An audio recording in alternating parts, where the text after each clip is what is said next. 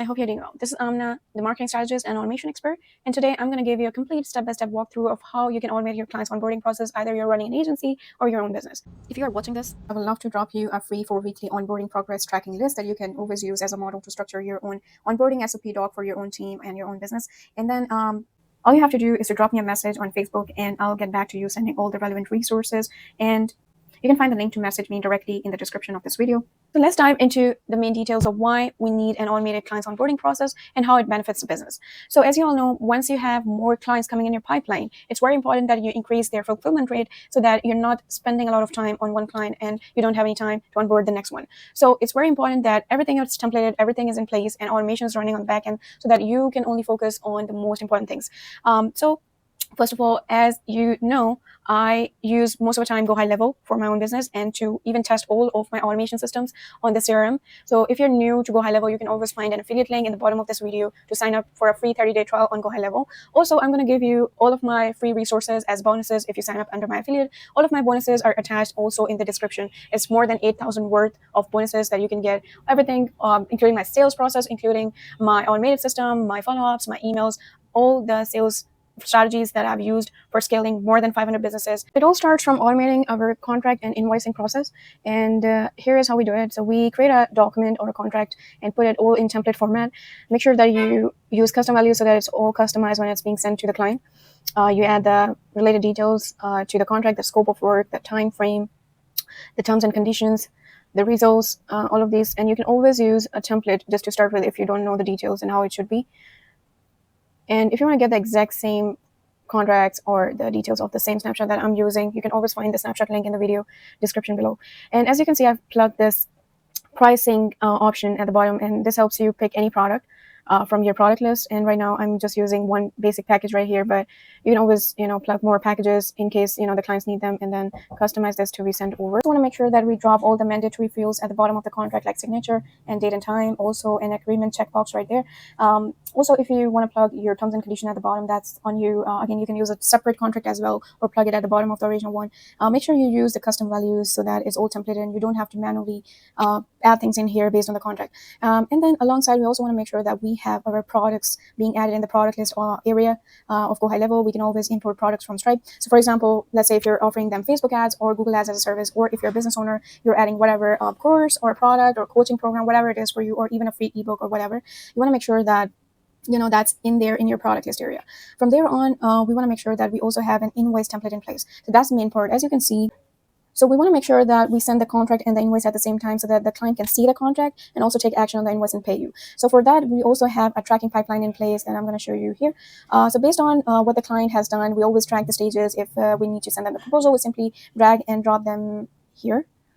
And if we have received the payment or the signed contract from them, the system is going to auto add these cards based on what they have done so far in the onboarding process. Also, I have this first stage connected to a sales or landing page like this. So again, whatever you're offering, either you're an agency or a SaaS agency, or you're just a business offering whatever service or product that you have, make sure that you have a landing page like this so that people can actually see what you're offering to them and take action on your call to action. So from there on, we take them to a booking calendar link so that they can book a free consultation call with you straight from your calendar that's available for everybody. So once they take a meeting with you through your demo calendar or the free consultation call calendar, you're going to be tracking that in our onboarding pipeline stage 1 as a potential client, because they have taken this meeting with you and they might be willing to move forward from there. And once you take the call with them based on the conversation, you're going to be dropping them in different stages. So for example, if the client is ready to move forward with you, they're ready to take your proposal and pay for your services, you're going to be dragging their card over to the send proposal and invoice stage so that, the automated proposal and invoice sending automation gets activated. So we have a proposal and invoice sending automation in place where if you drag the card over to the send proposal and invoice stage, it's going to be plugging the relevant proposal and the relevant invoice to be sent to the client all automatically. All you simply have to do is to drag the card over to this stage, and it's all going to be handled by automation in the system. And this is the best part about this snapshot, that we have automated it to a point where you only focus on getting more closed deals and more sales. So simply by dragging and dropping the card here, the system's going to find the relevant proposal and the invoice for them. And I showed you earlier like how we can create products and invoices right from here. So in case you're using different products to offer to different clients, make sure that you have different invoices in place. And for me, it's just one, so I simply use a simple automation plugin, one simple ready to use proposal, and one simple invoice. But if you're offering more than one product, you can always use more proposals and more invoice templates. So from there on, what happens workflow and automation area, you want to make sure that you have all these automated triggers in place where you automate sending the proposal and the invoice, also tracking if the invoice is being paid or the contract being signed. I can even show you how simple it is. Like, you just simply have to put the right trigger. That's, again, movement of the card to send proposal and the invoice stage. And that's going to activate a relevant template for the invoice and document for a specific lead in our pipeline. So make sure that you put the right trigger in there. And from there on, we track based on what they have done with the invoice and contract, that they get moved to the relevant stages. And from there on, once they take action on these things, we want to make sure that we send them the other next steps. Either it's a kickoff form for your business, or it's an onboarding call that they need to book with you or your team. You want to make sure that you have a reminder sequence as well in place in case they're not taking action on your contract and invoice. So for that, I have another automation in place. And again, it's optional if you want to use such a reminder sequence or follow-up sequence. As you can see, like, I have a send contract and reminder sequence. It's actually going to be activated when we send the contract at the first day. And after 2 days of the contract not being signed, we want to send them a reminder sequence saying, like, we're happy to help you, but I think that you have forgotten to complete your onboarding steps. And this kind of a reminder that's going to keep pushing them to, take a look at the contract being sent and take action on the pending invoice. From there on, we keep sending them a set of reminders until, the next week. And once, we see that they're not taking action anymore, we want to make sure that we notify ourselves that this client or the potential client has not taken any action, so follow up with them manually. So you want to make sure that you have all such automations in place so that most part of the entire onboarding process is automated for you, so that you're not manually, checking things around in your pipeline. From there on, fill out your contract and sign it. That means that we want to automate adding them a tag of contract being signed, so that us or our team should know that this is actually a closed client and they are ready to move forward, and we need to start working on creating the next steps for them or getting started on their project. We want to make sure that we send them a copy of the contract through an email. Again, it's optional if you want to use it. If you don't want it, you can always skip it. And then from there on, again, our automated pipeline is the most important part here, because this is where we see what is the status of this client. So whatever next steps we need from them, either it's an intake form that we want them to fill out, or we want to take more information from them to get started on their project, we will create a form similar to this. So I label it my onboarding intake form, where I take information regarding their brand, their lead list, things about their social media, the other information I need from them. All of that I put in form format and send and activate another reminder sequence to be sent to them. So once the contract being signed, I used it as a trigger to activate my kickoff intake onboarding form. So it's going to start sending them reminder sequence on the back end. I'm going to show you how that's structured so that you can create something similar. So once the contract being signed, I'll use it as a trigger to activate my kickoff onboarding form reminder sequence. And it looks something like this.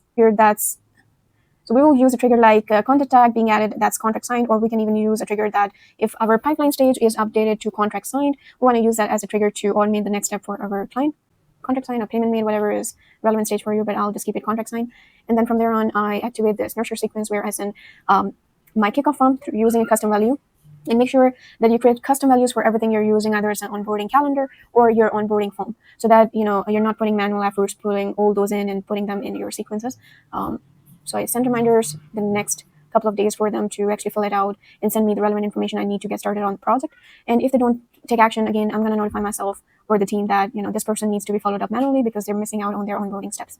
Again, all of that is going to be tracked over all automatically in your pipeline stages. So for example, if they take action and take action and fill out your onboarding form or whatever is the next step for you, you can always add the relevant step in your pipeline based on your own business. The entire goal of this snapshot is to automate and simplify the client onboarding process. So what we want to make sure is to send out reminder sequence for each step that we need them to take action on. So for example, if they have seen our kickoff onboarding form and filled that out, we want to make sure that we track if they're filling it out and using a stage as a trigger to send out reminder for the next one. So for example, if they fill out our kickoff onboarding form, we will put together an automation in place where we want to actually track that either they're filling it out or no. And if they fill it out, we will like to use this as a trigger to send them reminder to book an onboarding call with us. And I can give you a little overview of how it should be. I use the kickoff form being submitted as a trigger to send them reminder to book an onboarding call with my team. And you can use a trigger you can use a trigger of a tag, or you can use the form being filled out as a trigger. That's our onboarding form, like that. And again, it's going to activate sending them the reminder to book an onboarding call with you. And make sure you have templates in place where you're using custom values to take them back to the calendar link for your onboarding call. Again, this is a separate calendar than your free consultation call calendar. I'll show you that in a bit as well. So you need to make sure that you have two different kind of calendars. One is your free consultation calendar that's you're gonna be using on your main funnel to have them book a demo or a free consultation call with you, and then you have a client's onboarding call calendar, which is only and only relevant to the people who are actually a closed deal and ready to move forward with you and paid the deposit, have completed the onboarding steps. And that's what we plug in our nurture sequence right here. And once they fill out, for example, once they fill out the kickoff onboarding form and we send them the reminder sequence and they take action on booking the onboarding call with you, that means that now we need to remove them from the onboarding call reminder sequence and send them the reminder for the booking that they have done for the onboarding, and send them a reminder one day before or 15 minutes before, so that they're not, missing out on this important onboarding call. Again, we're going to be tracking all that in our pipeline stages so that your team can only work on the most important tasks that they need to take care of in the backend. I can tell from experience that you can easily scale it from 0 to 20 to 100K per month.